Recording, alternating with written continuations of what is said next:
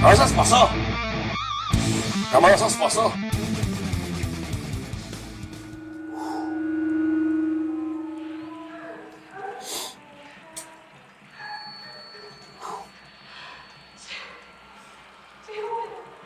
Oh oh. Oh.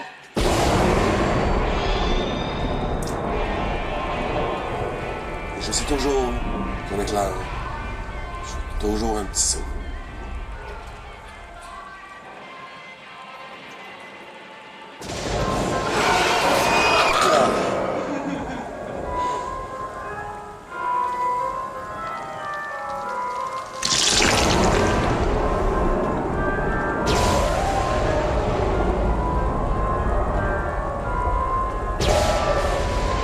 Merci, on est vraiment débile, là. Nice knowing you, kid.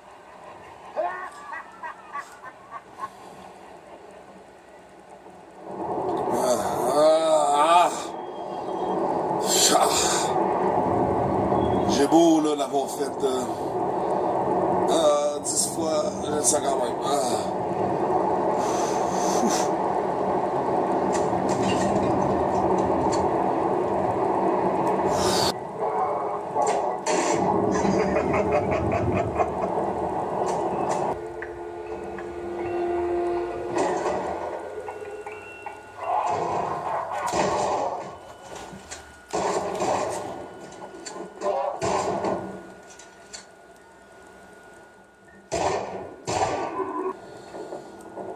Fuck you.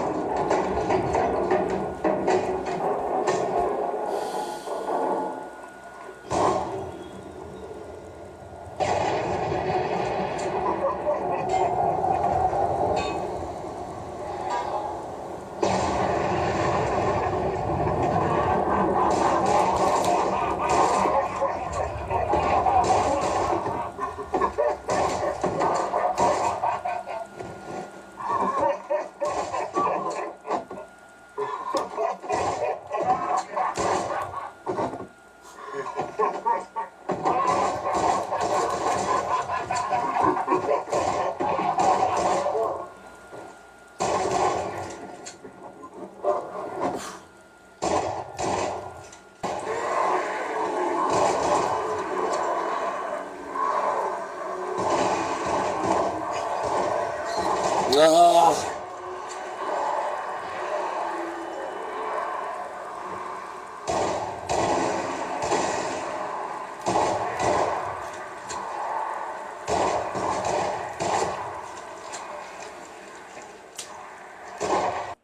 Salut les geeks. Pour le review du jeu Dawn of Blood, Rush of Blood, Until Dawn, Until Dawn, Rush of Blood. Rush of Blood qui est un spin-off du jeu Until Dawn, qui est un survival horror game. Mais cette fois-ci, on est dans un cirque très evil, là, comme on peut dire en bon français, donc avec des zombies et des clowns tueurs et tout ce genre de trucs. On est à bord d'une montagne russe et on doit tirer, comme vous avez pu le voir dans la séquence, on doit tirer des objets, des ennemis et se déplacer un peu physiquement dans notre banc pour éviter des fois des choses qui volent vers notre visage. Donc ça c'est pas mal la mécanique du jeu principal. Les graphiques valent vraiment la peine. C'est pas nécessairement ce qu'il y a de plus de définition et de texture, mais sont super bien utilisés. En plus, c'est vraiment un jeu qui est intense au point de vue visuel, donc faut être prêt à vraiment avoir beaucoup d'action.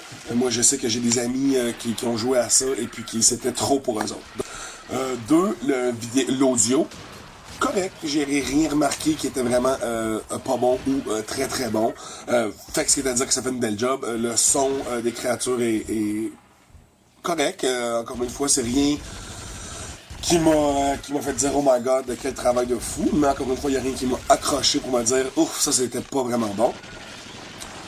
Au point de vue des sons des fusils, au point de vue des sons des armes, chaque arme a son propre son, mais c'est encore une fois, c'est des shotguns pis des affaires comme ça. Donc c'est pas des sons de sci-fi avec des rien de tout ça. Donc au point de vue de la longueur du jeu, le jeu est pas très long. Je crois qu'on peut le passer au complet peut-être dans 1 heure environ. Et puis pour ce qui est du prix, je crois que le prix est quand même acceptable à 23,49 si je me trompe pas sur le PS Store. Je vous dirais que c'est un jeu qui vaut vraiment la peine d'être acheté usagé, mais encore une fois, vu que le PSVR c'est assez récent, il n'y a pas beaucoup de jeux qui se trouvent dans l'usager, mais si vous le trouvez, achetez-le, ça vaut la peine.